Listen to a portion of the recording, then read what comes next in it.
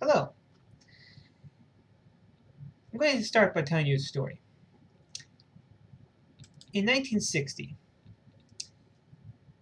a plumber named Aubrey Barrett, working for Portsmouth Water Company, was laying a new water main across a field in the town of Fishbourne, West Sussex, England. Now, accidentally, while he was doing this, although local people had known that Roman remains existed in this area, accidentally, while he was doing this, he discovered a dig site, an archaeological spot. So, archaeologist Barry Cunliffe and his team started digging, and they excavated a Roman villa so large that's become known as Fishbourne Roman Palace. And they've erected a museum to protect and preserve some of the remains on site. Now, in size, it's approximately equivalent to Nero's Golden House in Rome, or to sites that have been found in Sicily, or sites that have been found in Rome, otherwise besides Nero. And it's by far the largest Roman residence known north of the Alps. It's about 500 feet square. It makes a larger footprint than Buckingham Palace. It's kind of cool, huh? I thought so. Anyway, I just want to review what went on before, just so you remember. It's been about a week. So what happened, if you remember, Julius Caesar, he sent an advance force into England, and then he sent an invasion force. And both times he was never able to conquer the island for the empire, but the English started to fall under the economic thumb of the empire, and in 43 the Romans came back. And after a huge battle, they managed to capture the island, but it would take 40 more years before all of England fell under the Roman thumb. And while this is taking place, there's a major uprising led by a native queen named Boadicea. And she almost sent Rome packing. Finally, she was destroyed in a final bloody battle, and shortly afterwards, the Druids were destroyed. The Romans eventually controlled areas far west of Wales, far north to the lowlands of Scotland, but they never bothered to finish conquering all of Scotland. They didn't care about Ireland. They just set up a large wall, the divided territory between the Empire and the Celts north of them, and they settled in with a gradual process of Romanization. And the elites became more Roman. The natives, they're still there. They became mere slaves on the land that they once had been farmers on. Now, each town looked like a Roman town. Each town was controlled locally by elite men who would send taxes to Rome, but otherwise controlled it like nothing had happened. So not only the towns had become Romanized, but soon even the countryside saw villas rising in the Roman style. Villas like the one in Fishbourne in Sussex, which date to about 75. And this shows very high status design. Fishbourne has mosaic floors, extensive garden. Most likely it was for a great official of the empire, maybe for a tribal leader that was spending time with Rome. But it wasn't only the elites, but others who got in the luxury game, and modest villas would soon be built up all over the southern eastern part of England. Now, these would have been lived in by the prosperous landowners, the chief families of a farming community. In fact, villas were essentially farming establishments. They enjoyed the extra wealth that they had, and they would lavish this wealth upon display and decorations, and they copied the Roman style. Walls of stone, costly mosaics, roofs of ceramic tiles, quite different from the thatch and wattle of the English common people. And besides the mosaics, there have been underfloor heating and window glass. These were saying, we are the important people in the empire. Shut up, you. We're the important ones now. But it must be stressed that they are the exceptions, not the rule. We still have evidence of hill forts, still seen as late as the 2nd century AD. We still have evidence of an old Iron Age farm, still being used in Kent, only in the 2nd century, replaced by a new wooden farmhouse that was decorated with painted walls, and then 100 years later, replaced with a house of stone and a Roman-style bathhouse. So it's slowly happening. Wooden barns in this place actually occupied part of the farming land. One was later torn down and then rebuilt in stone. Ovens were in use to dry corn and make it into alcohol. And the owners of this new villa, they probably had potters and blacksmiths and bronze workers working for them. Also on this one site, we found an early Roman cremation cemetery and a circular mausoleum. So yes, Romanization did come to most of England, but takes centuries to get from the elite to lower classes. 75 AD, we have Fishbourne. 3rd century AD, we have this kind of farm being built. Now, farming was still being done as it had been done for hundreds of years. And only in the southeast do we have crops like cherries and mulberries and figs. And only the elite upper class are eating them. Now, the lower class, they eventually did adopt the crops of turnips and cabbages and peas. But even the elite wanted beef and not pork. But it can be said that most of the people, they're untouched by Roman ways. They still live the way that their ancestors had. Their grandfather, their great-grandfather, their great-great-grandfather. That would continue for hundreds more years. The Romans didn't touch much of the countryside. They left that to the natives. Now, there's one or two exceptions that can be brought up. You know, they'd buy some land, they drain it, they make reclaimed soil more productive, they plant hundreds of villages and farms in a Romanized style. They made the whole area imperial estate. They took the taxes for Rome and then they walked away. See, taxes were the key to Roman exploitation. And that was a land tax and a poll tax. The Romans had an army. They had to keep the army maintained. And so to face this northern invaders that they were constantly coming over, the taxes kept rising higher and higher. And as the taxes rose higher, England became a monetary economy. The old tribal economy disappeared. The tribal coins replaced by imperial coins. The Romans soon started saying, hey, you know, we got coins now. How about giving us, you know, those fruits of your trade? We'll tax that. And how about some industrial centers? We'll set those up and we'll tax that. Potteries in Cambridgeshire. Ironworks on Kent. Lead and coal mines in Wales. That worked at iron. That's going to heat the bathhouse. That's going to keep the sacred fire at Minerva's temple in Bath going. And we'll tax all that. The Romans also took out England for the rest of the empire a form of waterproof cloak and hood. It was called the Burrus Britannicus, and a woolen rug, which is called the Tapete Britannicum. Now, they brought also bears and bulls from England to Rome. They're used in the arena. And soon, everyone in the whole empire was wearing jackets of cattle hide and leather breeches that came from England. People even started saying that Caesar invaded England only so he get his hands on some excellent oysters. But England, like the empire, could not survive intact for long. As the sun started to set on that Roman Empire, Rome divided England into Britannia Superior, with London as the capital, and Britannia Inferior, with York as the capital. Now, just because it's called Superior and Inferior, that does not mean that York was less. It just means here's the north, here's the south. It's just two different terms. And they subdivided these areas, into 5 provinces. Each was closely administered.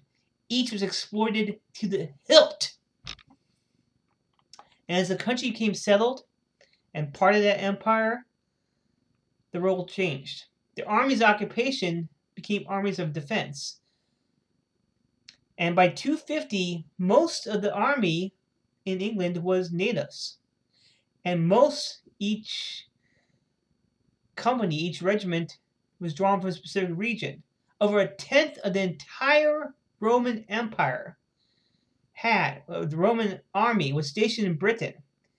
So that meant if a man in London farted, Rome smelled it. Okay? Mutinies and uprisings were common, and in 268, the local governor of England, a man named Marcus Aurelius, Marius Valerius Carausius, and I'm sorry I don't speak Latin, okay? Go with me here. He declared himself emperor, and he took his army to Europe. And while he's gone, the various towns and cities, they were forced to defend themselves from the reprisals of Rome. And even though this man was eventually assassinated, it didn't stop actions of this type from occurring. 100 years later, there was another Roman commander who seized Britain, declared it independent, and then he was killed in battle for his troubles. But England, my friends, is worth fighting for. It has ports, it has metals, it has taxes. They all help sustain the Roman economy. And yet, despite all this being taken back to Rome, England was still the wealthiest and the most productive of the empire. And that's because of its land. That's because of what it was farming. In 359, Julian, who would one day become emperor, at that time he was Caesar in the west, he organized a fleet of 600 ships to transport wheat by England to the Rhine. And there's still plenty of wheat in England left over to keep the people fat and happy. England was a breadbasket of the empire. And its villas became even larger and more luxurious. There's one problem. Those borders of Scotland, always a source of conflict. And throughout the period of Roman occupation, the Scots and the Picts, they're always ready for a fight. As the Roman Empire began to crumble, trouble soon erupted all over the province. In southern England, we have a curious set of forts. We call it the Saxon Shore.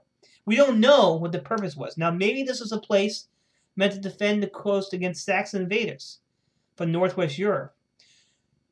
Or maybe, just maybe, it was a place to place Saxons that had been invited into England as fighters and traders and defend them from the pirates that operate in the English Channel. We're never going to know. For 350 years, my friends, Rome governed England. Now, 350 years, that's not long. 350 years have passed from the Great Fire of London in 1666 and today. And yet we know so little about Roman England. And most of its guesswork, we base it on inscriptions and indications of archaeology and the occasional commentary of Roman historians. And that is so sad. We have what they left. We cannot see the people that live there. We know there are Romanized elites living in fashionable, luxurious villas. We know that there's wee little small landowners and farmsteads built of stone and timber. We know that there are townsmen living in 1- and 2-room houses along narrow, smelly lanes. We know there are civil servants working in offices that wore togas and military uniforms. We know there are landless laborers that lived in dormitories set well away from the villas. We know all this. And yet, they are just pictures in a book for us. We cannot really know them. Another thing we don't know is how Christianity advanced in England. Now, we know it arrived in England as a minority faith in about the 2nd century. But we know that the Roman English, they worshipped the Roman gods.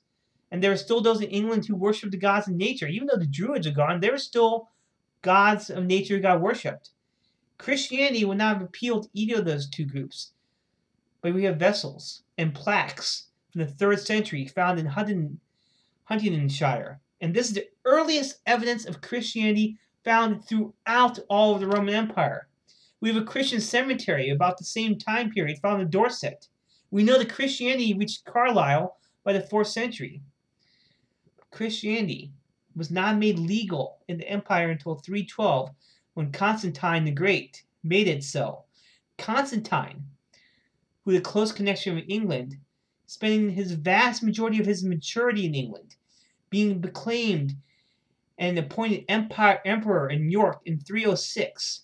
Now, for the rest of his life, he considered England to be the spiritual center of his rule, and York became very important for the emperor. Constantine would make 3 visits to England while ruling. He styled himself Britannicus Maximus. He changed the name of London to Augusta, but then it went back to London after he died. Now, Christianity, it must be stressed, was a monotheistic faith at a time when the emperor inspired to single rule. Christianity had a uniform set of values and beliefs that made it easy to spread it across the empire. Christianity helped support the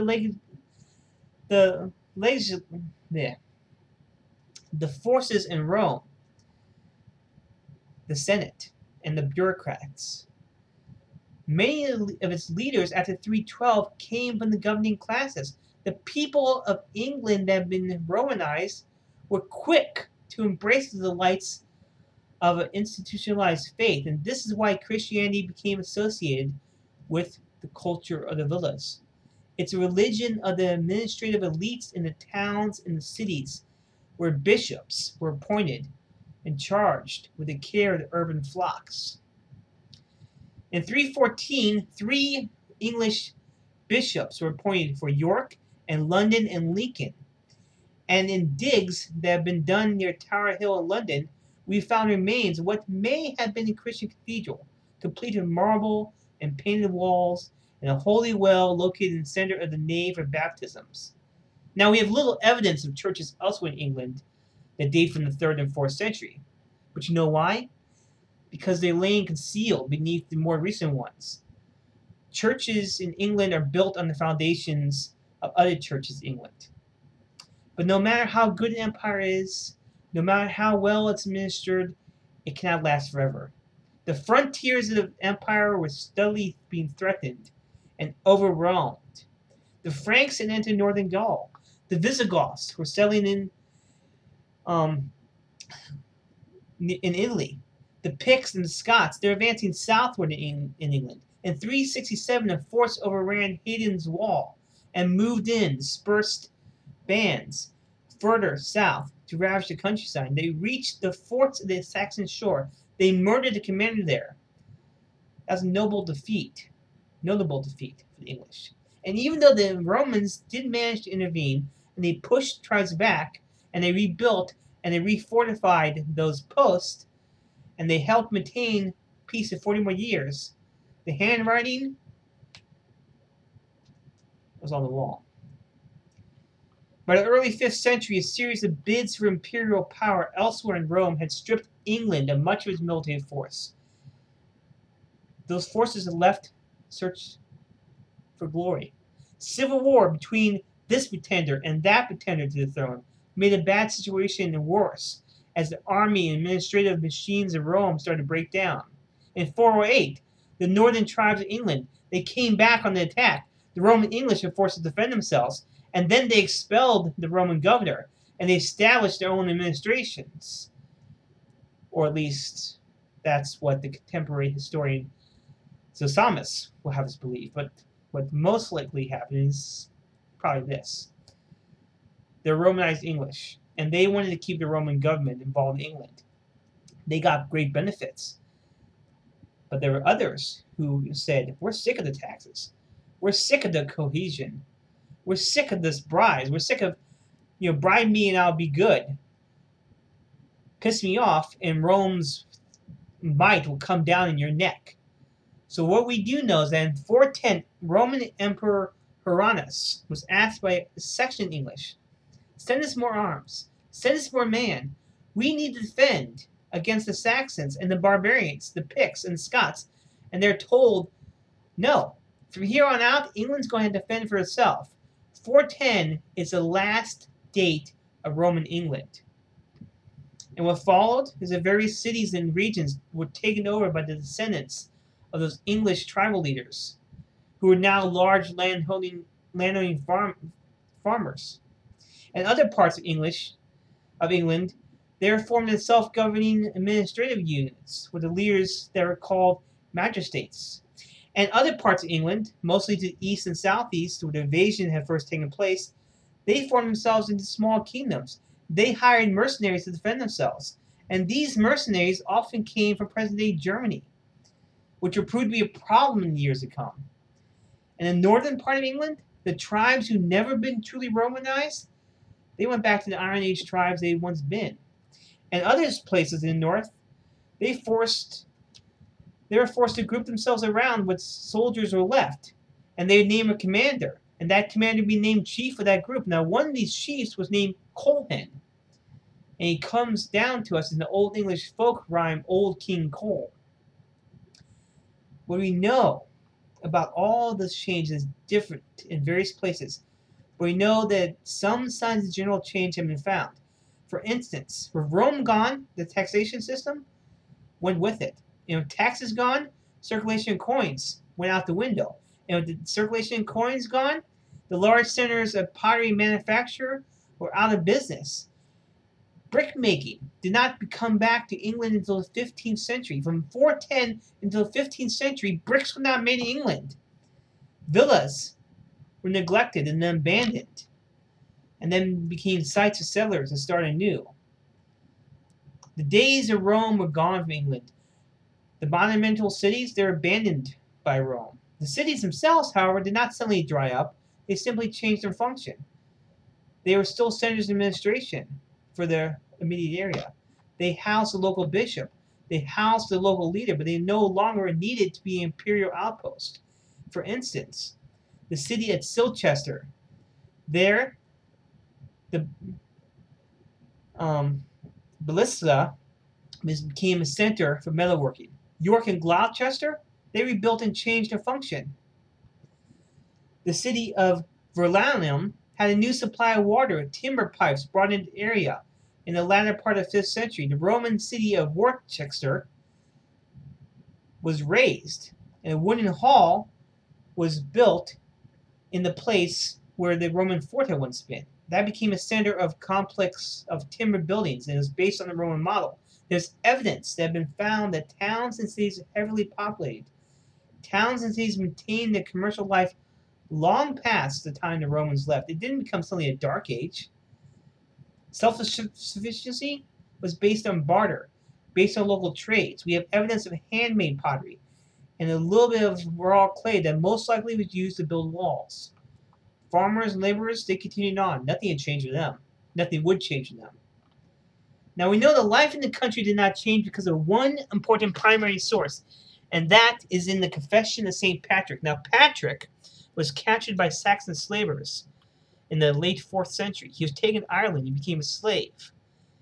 He then did something with snakes and dried them out, blah, blah, blah, blah.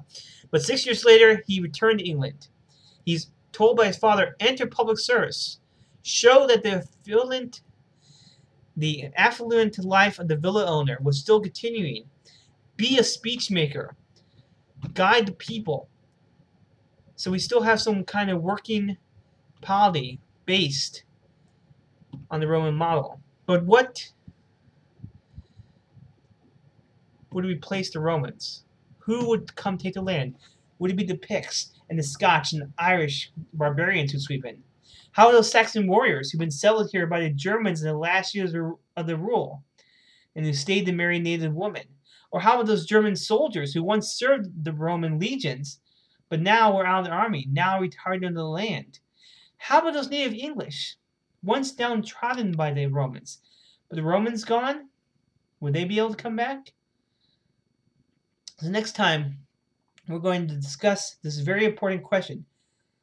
Who is the true benefits? Who truly benefits with Rome gone? Who truly takes over England?